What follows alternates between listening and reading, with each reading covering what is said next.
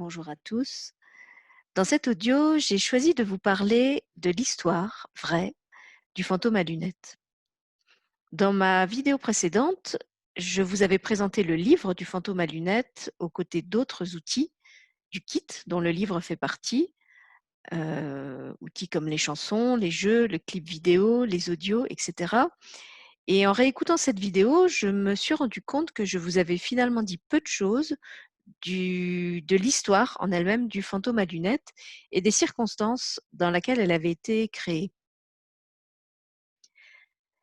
L'histoire du fantôme à lunettes, pour moi, c'est d'abord une histoire qui parle de notre capacité d'ouverture à l'autre et d'accueil de la différence.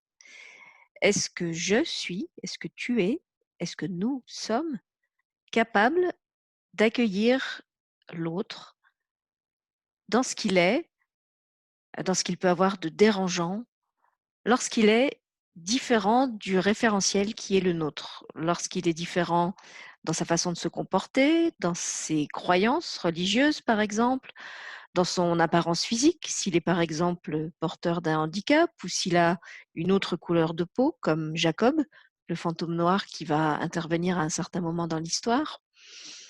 Est-ce que je suis capable d'accepter et même de voir cette différence comme une richesse?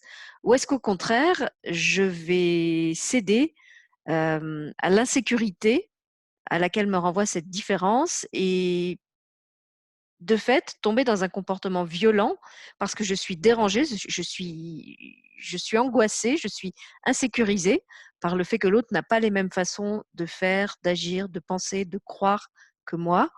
Et du coup, je vais l'agresser pour essayer de le rendre semblable à moi. Pour moi, c'est de ça que parle cette histoire dans son essence, que ce soit à travers les relations des fantômes entre eux et la violence scolaire qui est vécue par le fantôme à lunettes, que ce soit à travers l'exemple du fantôme noir qui, à un certain moment, va intégrer ou essayer d'intégrer la classe et à qui un certain nombre de fantômes vont dire mais tu ne peux pas être des nôtres, tu es noir, un fantôme ça ne peut être que blanc.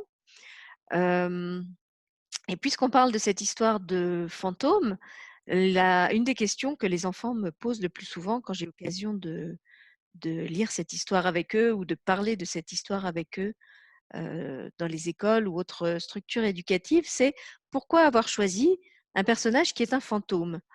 Alors non pas parce qu'un fantôme, ça fait peur, encore que comme je viens de l'expliquer, la différence puisse faire peur, exactement comme le font les fantômes.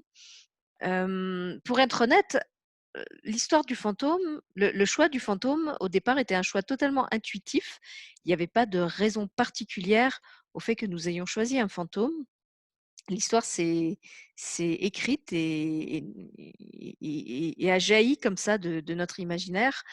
Par contre, ce qui est intéressant, c'est qu'avec le recul, je me rends compte que le choix du fantôme était vraiment judicieux dans le sens où ces êtres justement qui sont rejetés pour leurs différences, hem, auraient souvent pour plus grand désir de passer inaperçus, de devenir aussi invisibles que peuvent l'être des fantômes. Justement parce que s'ils passaient inaperçus, s'ils se fondaient dans la masse comme un fantôme se fond dans les murs et dans le décor, eh bien justement, ils pensent qu'ils cesseraient d'être, agressés, violentés, insultés, et c'est pour ça d'ailleurs que certains disparaissent, soit en étant déscolarisés, soit en allant malheureusement carrément jusqu'au suicide dans certains cas de harcèlement extrême.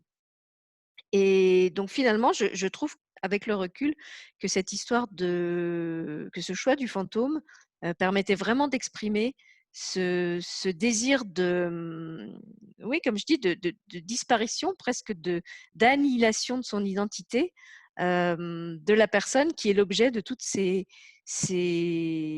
exclusions au sens large et quelquefois aussi agression. Puisqu'il n'y a pas seulement rejet dans le sens de mettre de côté, mais aussi rejet par la violence dans certains cas.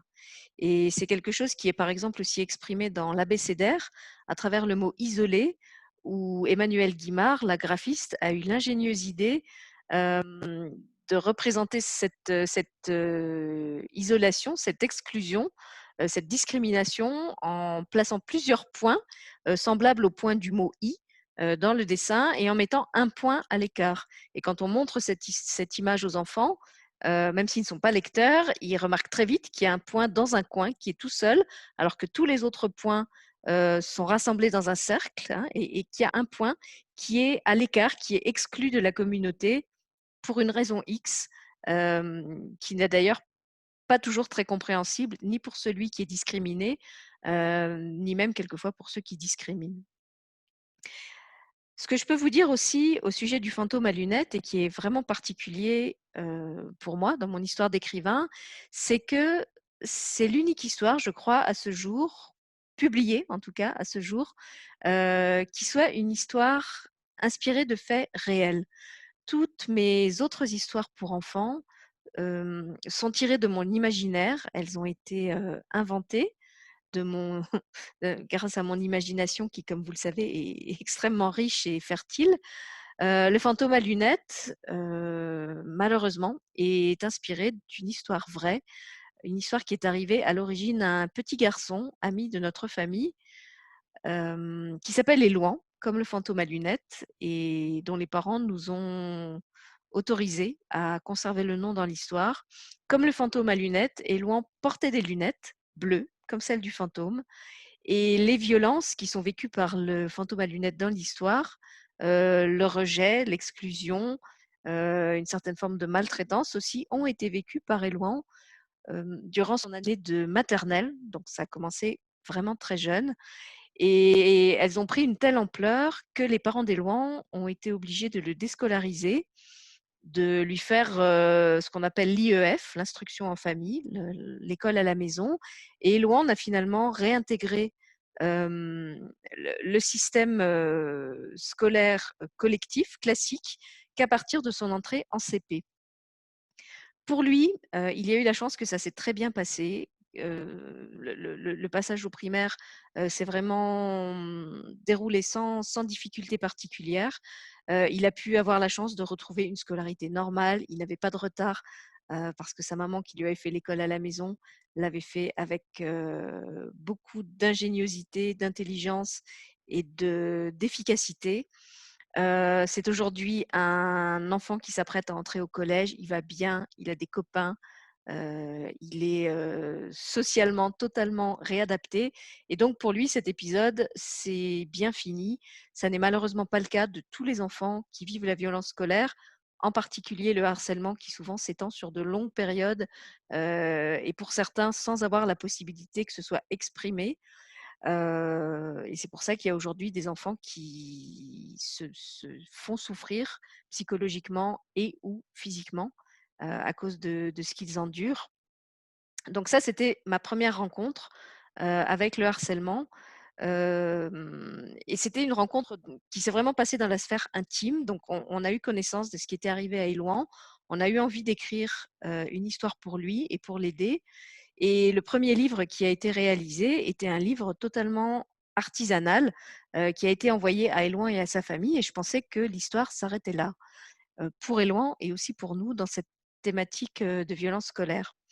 Et puis, la violence scolaire et le harcèlement, recroisent à nouveau mon chemin des années plus tard, je crois que c'est 4 ou 5 ans plus tard, alors que j'ai créé ma web TV, Elle et lui TV et je suis contactée par un jeune auteur du nom de Nicolas Bouvier qui me demande, de venir sur ma chaîne pour parler de son livre qui s'intitule La loi du silence et à travers Nicolas et son témoignage, je découvre, la réalité du harcèlement scolaire puisque c'était son cas et qu'il a choisi justement de se servir de son expérience et de son témoignage, pour intervenir dans les établissements scolaires et faire de la sensibilisation et de la prévention. À la suite de cette rencontre, avec, Nicolas Bouvier, j'entre aussi en contact avec un collectif, le collectif You Are Heroes, qui est un collectif associatif, donc qui regroupe plusieurs associations en France et à l'étranger, qui sont toutes impliquées dans la lutte contre le harcèlement, l'information, la prévention. C'est aussi grâce à You Are Heroes que j'ai rencontré l'ACVS 49, dont je vous ai parlé dans la première vidéo, en disant qu'elle est partenaire du livre et qu'elle perçoit en fait 1 € à chaque livre vendu en signe de soutien à son action. Et donc, à travers ce collectif, eh bien, en fait, je rencontre beaucoup de gens qui ont été concernés par cette problématique de harcèlement, que ce soit des victimes, anciennes victimes, des familles, des professionnels, thérapeutes, éducateurs, voilà, impliqués dans plein de domaines différents. Et c'est à ce moment-là, je crois, que je prends conscience de l'ampleur du phénomène. C'est vrai que moi, à ce moment-là, j'ai quitté l'enseignement depuis plusieurs années déjà. Au moment où je l'ai quitté, je pensais que la violence à laquelle j'avais assisté dans mon établissement scolaire était quelque chose, finalement d'assez ponctuel, d'assez marginal, au niveau social, dans le sens où j'étais dans un établissement adapté pour enfants qui avaient déjà un passé difficile, qui avaient des comportements, hem, avec un relationnel compliqué. Et je pensais que c'était finalement quelque chose d'assez rare et qu'à part peut-être dans les banlieues chaudes, il y avait peu d'endroits où cette violence s'exerçait au quotidien. Et finalement, à travers tous ces témoignages que j'enregistre au fur et à mesure, pour ma chaîne de web TV, eh bien, je me rends compte que non, le harcèlement est vraiment au fil des années, présent partout, de la maternelle à l'université et même au-delà, dans le monde des adultes, dans le monde du travail où existent aussi certaines formes de harcèlement professionnel, qu'il touche aussi toutes les couches, culturelles et sociales et pas seulement, comme on pourrait le croire, les couches, pas très cultivées ou là aussi marginales, désocialisées. Non, en fait, il y a des familles très cultivées et très aisées où il y a des formes de harcèlement, que ce soit côté victime ou côté agresseur. Donc là aussi, je prends conscience un peu brutalement de ça. Je prends conscience du nombre d'enfants et d'adolescents et même d'adultes qui sont touchés par ce phénomène. Donc ça commence vraiment à me comment dire? À me poser question. Je commence vraiment à me dire qu'il faudrait faire quelque chose, peut-être encore de plus que ces émissions de web TV et d'information. Et puis à ce moment-là, le harcèlement entre dans notre propre famille.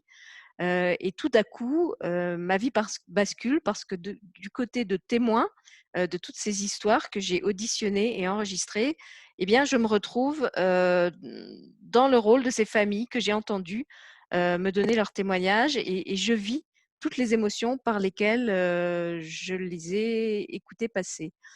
Et effectivement, je constate que ce qu'elles m'ont raconté n'est pas, une fiction, là non plus, qu'il y a vraiment dans certains établissements une volonté de passer les faits sous silence parce que forcément, pour la réputation d'un établissement scolaire, c'est pas bien que ça se sache qu'il y a de la violence scolaire et répétée, et que ça n'est pas sanctionné.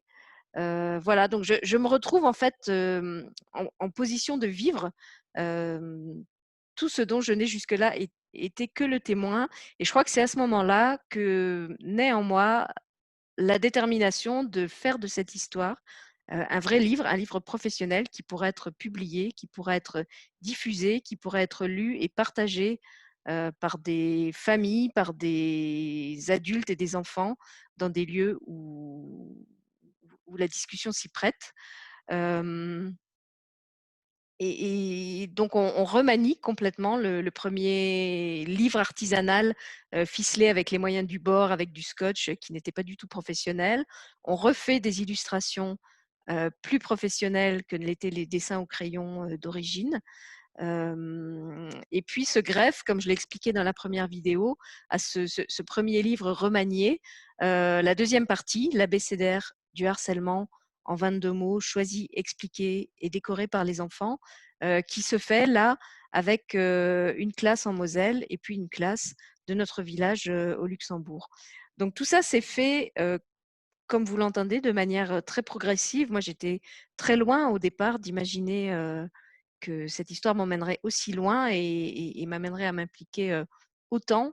Mais je suis vraiment heureuse de l'avoir fait parce que, comme je l'ai dit au début de cet audio, je pense vraiment qu'au-delà de la problématique du harcèlement scolaire, du racisme, de toutes les formes d'exclusion qui existent, c'est vraiment notre rapport à l'autre en général qui est en question et c'est ça que je voulais mettre en avant, que finalement la différence, toutes les formes de différence sont des richesses. Pour moi, le concept même de différence est déjà un peu une aberration, dans le sens où chacun est unique et donc il y a pas une norme et ceux qui sont hors norme. Hem, mais voilà, pour moi, c'est un livre qui permet vraiment de se questionner autour de toutes ces thématiques, toutes ces valeurs-là, que ce soit en famille, puisque comme je l'avais expliqué, le livre s'adresse à des publics d'âges différents, que ce soit, dans un cadre scolaire, pour faire justement une sensibilisation ou parler du rapport à autrui, et expliquer, ben, à quel moment ça se passe bien et à quel moment, ça n'est plus acceptable. Que ce soit, même de façon plus large, hein, dans un cadre culturel, dans le cadre d'une manifestation, d'une exposition. En tout cas, pour moi, Le fantôme à lunettes, c'est vraiment un livre qui est destiné à être partagé, à être lu ensemble, à être, presque débattu, j'ai envie de dire, là aussi pas avec véhémence, pas avec violence. Hem, mais autant j'ai écrit des histoires, qui étaient faites pour être lues seules dans le plaisir, souvent solitaire qui est celui de la lecture. Autant pour moi, Le fantôme à lunettes, c'est une histoire qui est destinée, et un livre qui est destiné à être partagé, à être, dégusté ensemble, à être, analysé, oui, comme je disais, débattu. C'est un livre qui peut poser des questions, à partir duquel on peut se poser des questions. Et c'est aussi ce que les enfants ont choisi de mettre en avant dans le clip, pardon, puisque comme je l'exprimais, ce sont eux qui ont eu envie de faire un clip vidéo à partir de l'histoire et qui ont écrit, c'était quand même des jeunes enfants, hein, c'était des CE1, CE2, donc 7, 8 ans. Ce sont eux qui ont écrit le scénario du clip et qui ont choisi justement de mettre l'accent, sur l'arrivée de ce fantôme noir dans la classe qui, dans un premier temps, est rejeté par les autres et puis, qui petit à petit, va pouvoir, être apprivoisé ou va apprivoiser les autres. On ne sait pas trop dans quel sens ça se fait. Je crois que ça se fait, dans les 2 sens et c'est ça qui est beau. Donc voilà, ce que je peux vous dire de l'histoire du fantôme à lunettes. Hem, pour résumer, c'est donc une histoire qui permet d'aborder le thème de la différence au sens large, le thème du rapport à autrui et de l'accueil qu'on lui fait. Ensuite, c'est une histoire, inspirée de faits réels, donc qui n'a pas été, inventée. D'ailleurs, les voix du livre, qui ont enregistré l'audio sont une famille qui a aussi vécu le harcèlement entre guillemets «pour de vrai», et c'est ce qui les a motivés à enregistrer cet audio, pour le Kit, comme ils vous l'expliquent, eux-mêmes de vive voix.